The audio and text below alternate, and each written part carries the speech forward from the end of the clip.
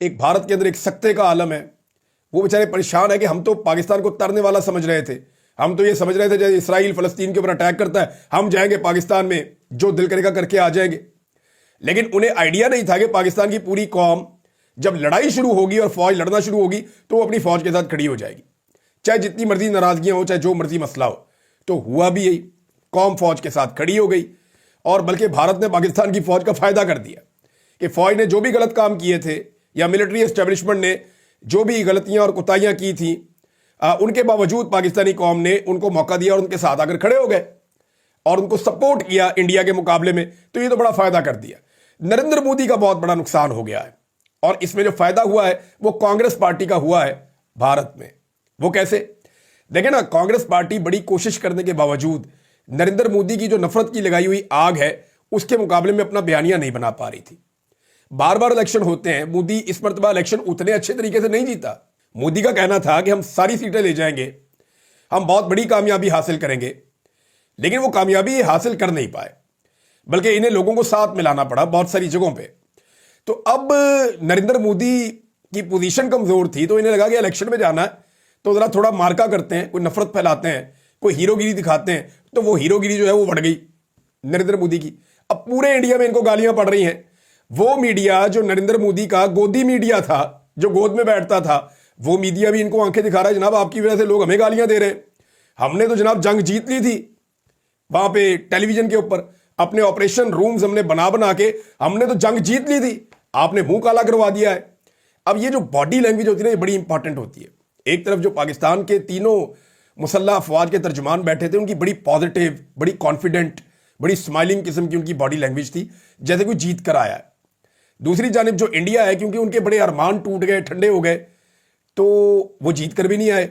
उन्हें आइडिया है इस बात का और उन्होंने क्या अचीव किया, 6 तैयारे अपने उन्हें गंवा लिए। अब जो नया दावा आया उसके मुताबिक पाकिस्तान के जो एयरफोर्स के तर्जुमान हैं उन्होंने ये कहा कि भारत के 6 तैयारे गिराए गए हैं। DGISPR ने कहा कि 26 मकामात को निशाना बनाया गया है, बल्कि वो 26 मकामात के उन्होंने नाम भी बताए। पूरा पाकिस्तान के नक्शे के साथ साथ साथ साथ साथ साथ आप भारत में चलते जाए, ऊपर से नीचे तक पूरी धुलाई की है। एक एक जगह का पाकिस्तान ने निशाना बनाया है। 26 अहम तरीन मकामात और 26 के 26 जो हैं वो मिलिट्री तनसीबात हैं जिनको पाकिस्तान ने निशाना बनाया, सिविलियन को नहीं बनाया। बल्कि उसमें DGISPR ने कहा कि हमारी प्रोफेशनल फौज है, हमारा इस्लाम भी हमें इजाजत नहीं देता और रसूलों के खिलाफ है, हम सिविलियन के ऊपर हमला नहीं करते। तो मैंने उस पर एक उनसे गुजारिश भी की है कि यही फार्मूला पाकिस्तान पे भी लागू कर दे, यहाँ पे भी जरा सिविलियन के ऊपर हाथ होला कर दे और सिविलियन के साथ यहाँ पे लड़ाई झगड़े से गुरेज करें। लोग उससे नाराज हो जाते हैं, उससे नुकसान होता है, अपना पाकिस्तान का ही नुकसान होता है। तो नाज़रीन वापस जाते हैं खबर की तरफ। 2 जगह पर पाकिस्तान ने भारत के S-400 को तबाह किया है। ये बड़ा जबरदस्त उनका हथियार है और ये उन्होंने रशिया से खरीदा है। यानी इन्होंने फ्रांसीसी हथियार भी दलील करवा दिए, इन्होंने रशियन हथियार भी दलील करवा दिए, इन्होंने जनाब दुनिया में जहां जहां से जो जो हथियार दिए वो सारे दलील करवा दिए। अब ये कहते हैं हमने अमेरिका से भी हथियार लेने। अमेरिका 10 दफा सोच ले कि उन्होंने इनको हथियार देने या नहीं देने, क्योंकि ये हथियारों की जिल्लत करवा देते हैं। ये लड़ना लुड़ना इनको आता कोई नहीं है, प्लानिंग इनके पास है कोई नहीं, ना इनके अंदर लड़ने का जज्बा है। ये सिर्फ हथियार पे भरोसा करते हैं और पाकिस्तान जो है वो हथियार पे नहीं, वो अपने जज्बे पे, अपनी कौम पे और अपने इत्तेहाद पे भरोसा करता है और अपने अल्लाह पे भरोसा रखता है सबसे पहले, कि अल्लाह पे भरोसा करके वो लड़ने के लिए आ जाता है और अल्लाह उसकी मदद भी कर देता है। तो नाज़रीन अभी मोदी पर ना हम भरोसा नहीं कर सकते। उसका एक रीज़न है। देखिए, एक तो इंडिया ने अपनी शिकस्त तस्लीम कर ली है, वो दिखाई दे रही है, वो जो उन्होंने बोला उससे पता चल जाता है कि वो हार गए हैं और उन्होंने हार मान ली है। लेकिन दूसरी तरफ जब आप ये सोचते हैं कि अब मोदी क्या करेगा, तो उसका जितना बड़ा पॉलिटिकल डैमेज हो गया उसको अब फेस सेविंग चाहिए। फेस सेविंग के लिए वो क्या करेगा? फेस सेविंग के लिए वो कुछ भी कर सकता है और उसके ऊपर बिल्कुल भरोसा नहीं किया जा सकता। पाकिस्तान को चौकन्ना रहना पड़ेगा और पाकिस्तान को हर किस्म की सूरत हाल के लिए तैयार रहना पड़ेगा। अब पाकिस्तान एयरफोर्स ने 6 तैयारों का दावा कर दिया और यह भी दावा किया है कि राफेल तैयारे 3 पहले तबाह किए गए थे और फिर एक और तबाह किया गया और रेडार्स के साथ बाकायदा पाकिस्तान ने सबूत सामने रखे। भारतीय मीडिया सर पकड़ के बैठ गया। भारतीय सोशल मीडिया और उनका मीडिया ये कह रहा है कि जनाब पाकिस्तानी फौज आपको जगह बता रही है, आपको रेडार्स के साथ बता रही है, आपको तैयारों के नाम बता रही है, आपको टाइम बता रही है, आपको एक एक जगह एक एक चीज याद दिला रही है कि आपका कौन सा तैयारा उन्होंने कहां फेंका है। आप भी बताएं। نہ وہ یہ بتاتے ہیں انہوں نے پاکستان کا نقصان کیا کیا، زیرو نقصان ہے پاکستان کا، ایک بھی طیارہ تباہ نہیں ہوا۔ نہ وہ یہ بتاتے ہیں کہ ان کے کون سے طیارے گرے ہیں، اپنے طیاروں کے بارے میں بھی بات کرنے کو تیار نہیں ہے۔ تو ایک ہاری ہوئی فوج کے ساتھ، دیکھیں یہ جنگ ہے، جنگ میں نقصان کسی کا بھی ہو سکتا ہے، تو ایک ہاری ہوئی فوج کے ساتھ آپ ہمدردی کر سکتے ہیں۔ اور بھارتی جو سیاستدان ہیں بڑے سیانے ہیں، انہوں نے کہا تم نے جنگ ہاری ہے نا، ہم نے تمہیں اختیار دیا تھا پورا، کیونکہ نریندر مودی نے ایک میٹنگ کر کے اپنی فوج کو یہ کہا تھا کہ میں تمہیں مکمل اختیارات دے رہا ہوں، جگہ کا اور وقت کا تعین تم خود کر لو اور پاکستان سے بدلہ لے لو۔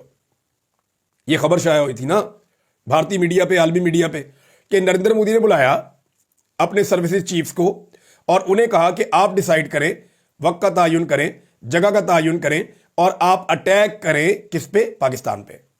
اور را کا بڑا انٹیلیجنس کا ایک نظام تھا کہ جناب ہمیں پتہ ہے کہاں کہاں پہ دہشت گرد ہے، ہم نے کیا کرنا ہے، پاکستان بہت کمزور ہو گیا، یہ کر دیں گے وہ کر دیں گے۔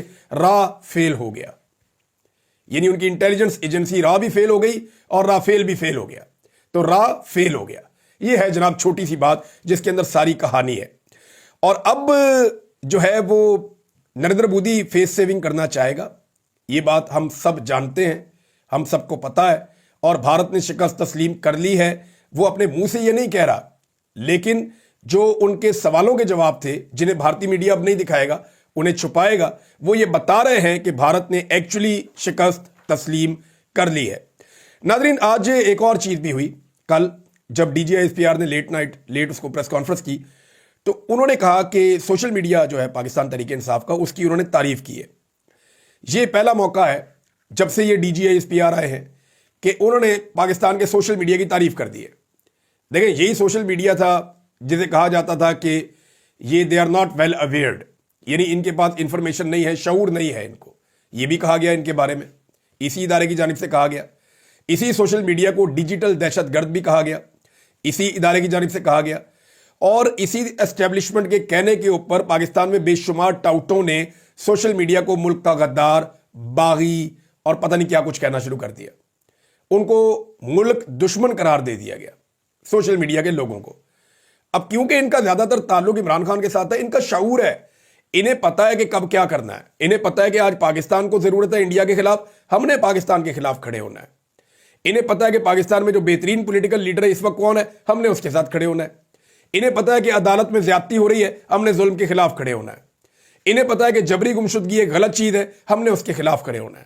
سوشل میڈیا ہر وقت ہر جگہ صحیح پوزیشن لیتا ہے۔ انہوں نے پاکستان تحریک انصاف کے اپنے لوگوں کی ایسی تیسی پھیر کے رکھ دی جہاں پہ انہوں نے غلط فیصلے کیے۔ اسی سوشل میڈیا نے عمران خان صاحب کے فیصلوں کی بھی مخالفت کی ہے۔ تو یہ بات پاکستان کی ملٹری اسٹیبلشمنٹ کو لگتا ہے سمجھ آئی ہے، اور D G I S P R نے کہا کہ ہم خاص طور پہ پاکستان کی یوتھ کے شکر گزار ہیں جو سوشل میڈیا پر فرنٹ لائن سولجر اور سائبر جنگجو بن کر پاکستان کے لیے لڑے۔ D G I S P R بھارتی پروپیگنڈے کا مقابلہ کرنے پر پاکستان کے نوجوانوں کے شکر گزار ہو گئے۔ اب دیکھیں اس کو آپ سمجھیں کہ یہ وہی نوجوان ہیں جو اتنے باشعور ہیں کہ جب فوج سیاست میں مداخلت کرتی ہے تو یہ اس کے اوپر تنقید کرتے ہیں۔ یعنی جو فوجی بارڈر کے اوپر کھڑا ہوا ہے وہ کل بھی ہیرو تھا، وہ آج بھی ہیرو ہے،